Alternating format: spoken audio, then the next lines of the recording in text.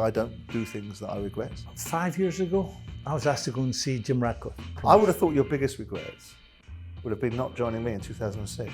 I had football knowledge. This guy coming in from American sport, thinking he can go and make the right decisions on day one is some call. It's never going to be Liverpool. It's never going to be Man United. It's never going to be Tottenham or Arsenal. It's going to be Crystal Palace. I bought a football club and I want you to run it. Would you do it?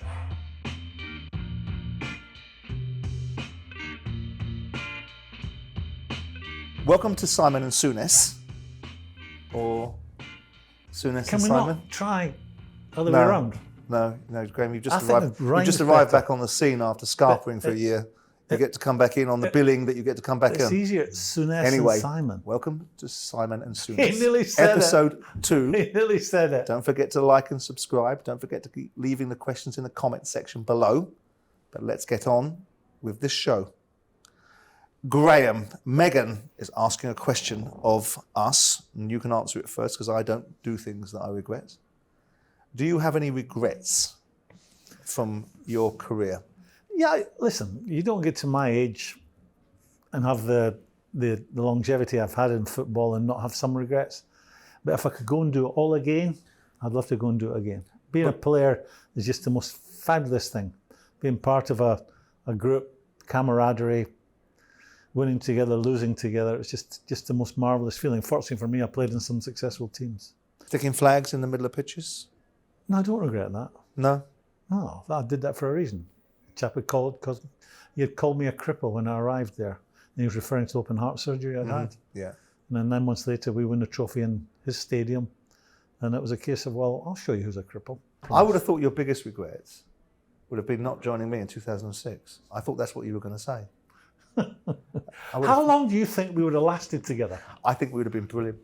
No, I think we would have been fine because I would have let you do exactly what you wanted to do because you would have produced a football team that would have been successful, in my view. And you'd have made my life easier. You'd have been demanding and you'd have been demonstrative at times, but you'd have been worthy of it.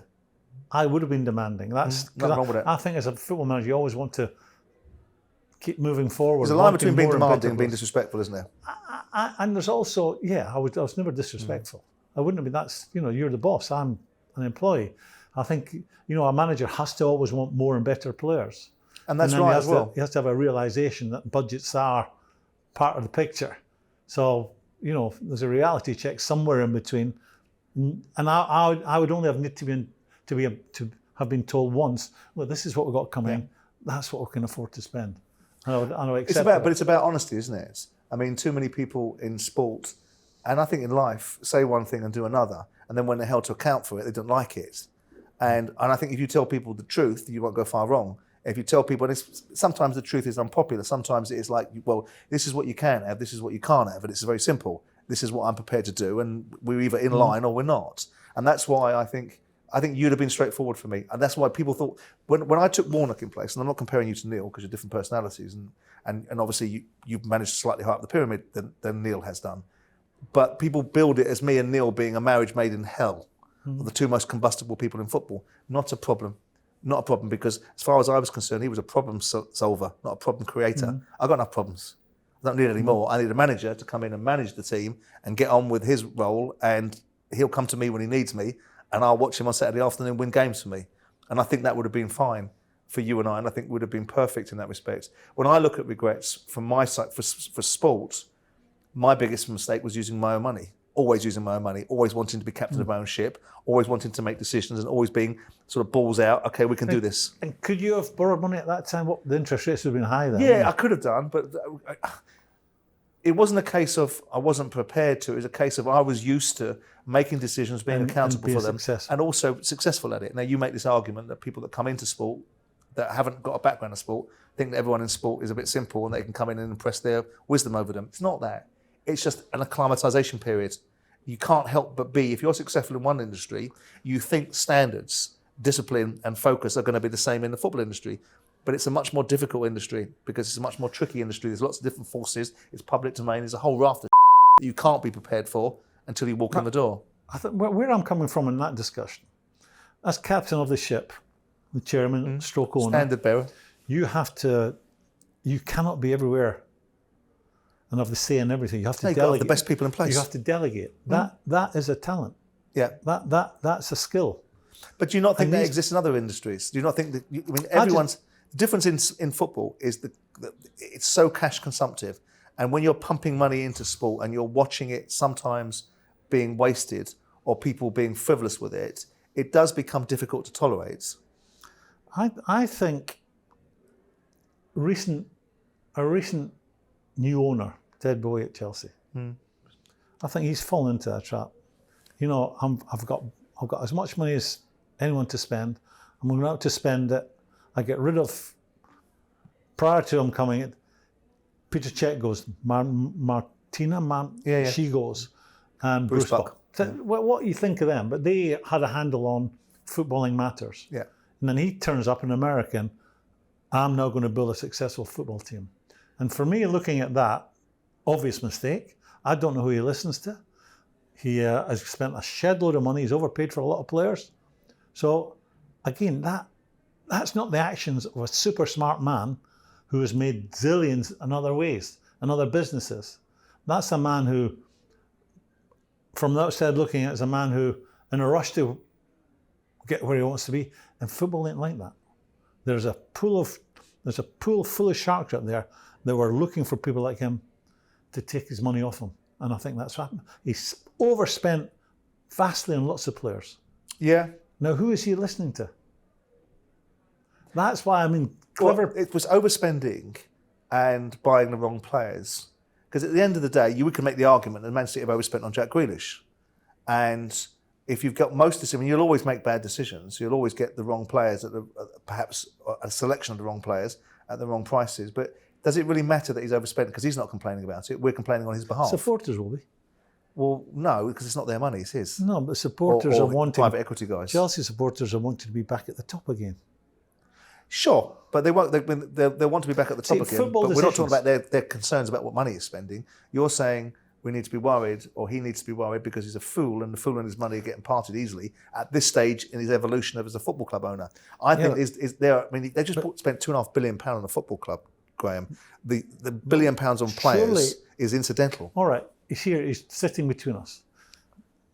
What would he say to this? Sure, the clever thing to do would be get your feet under the table, have a good look, listen to people, work out who has the knowledge and who are the chancers. And yeah, I think that's a fair observation. I think he should have sat down and then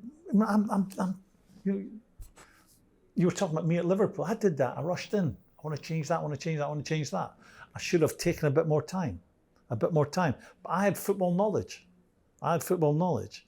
This guy coming in from American sport, thinking he can go and make the right decisions on day one is some call. Everyone that owns a football club, buys a football club, has an element of ego about it. 5 years ago, I was asked to go and see Jim Ratcliffe. It's never going to be Liverpool. It's never going to be Man United. It's never going to be Tottenham or Arsenal. It's going to be Crystal Palace. I bought a football club and I want you to run it. Would you do it? You're 31. Yeah. You're owner of Crystal Palace. Mm-hmm. You've invested a great deal of your own personal wealth in Crystal Palace. When it's gone pear-shaped and you've come out of Crystal Palace, is it something that you wished you'd never got involved with? Or were you richer for the experience? Certainly richer, but poorer. Yeah, I'm certainly economically was challenged by it.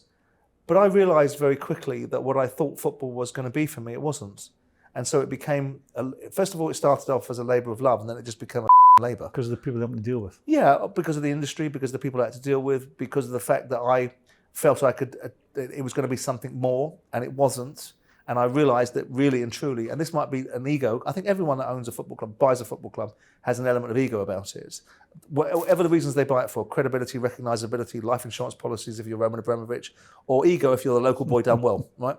When you realise that it really isn't. It's the beneficiary. If you're a player and a manager, what a place to be. Chairman and owner? No. And it left me disappointed because my father had played for that club. I'd wanted it to be successful. Quickly, I realised that the scale of Crystal Palace was never going to be a massively significant football club. It might land itself in the Premier League and it might have a good time, as Steve Parish and his guys have done. but it's never going to be Liverpool. It's never going to be Man United. It's never going to be Tottenham or Arsenal. It's going to be Crystal Palace, which in its own right is something to be proud of if you've been in the Premier League for 10 or 11 years. See, 5 years ago, I was asked to go and see Jim Ratcliffe. Right. A friend of mine does some business with him, and he said he's thinking of buying a football club. Would you go and meet him? So I went. His offices were just by Harrods. So went into reception. The lady there phoned his office. He's coming straight down. So he's come down, and he said, "Thanks for coming. Do you mind if we walk up to the office? Because he's a bit of a fitness freak. It's about 6 floors up. So we walk up. We're sitting down. Long story short, he says, "I'm thinking of buying Chelsea. Would that be a good buy?" I said, yeah. And I think the timing might be right. I think you just get indications that maybe that Abramovich is getting fed up with it. So he said, what would it cost? I said, well, I would imagine you're looking at 2 billion. And then he said, and what would it take to replicate what Real Madrid have done, dominate Europe? We live in the greatest city in the world, London. Mm-hmm. Why is there not a team in London that can do what Real Madrid? I said, well... It's not owned by a municipality. It's a different dynamic. Completely. I said, it wouldn't be impossible. You need a large slice of luck and a lot of money. How much money? So I said, well, over the next 10 years, maybe another 4 or 5 billion, the way transfers are going. You know what his response was? Would it be fun? Mm-hmm. And I said, well, I'm not sure what your idea of fun is, but spending, 5-6 billion pounds on a football team, knowing there's going to be peaks and troughs along the way, only you can answer that. But would you go back to football? If someone said, no, I've bought a football club and I want you to run it, would you do it? I don't think so. Why? What's the number one reason? I think I know. Well, I wouldn't be captain of my own ship. I wouldn't do it. Well, I say no. It's not a burning ambition. I think that I've got the intellectual capital after 10, 11 years of experience and then sitting around and watching the industry. And I think most of the time, speaking from a common sense point of view, because I think what's lacking in society and football sometimes is common sense. Mm-hmm. And that's a commodity that people seem to be so impressed by, stating the bleeding obvious sometimes.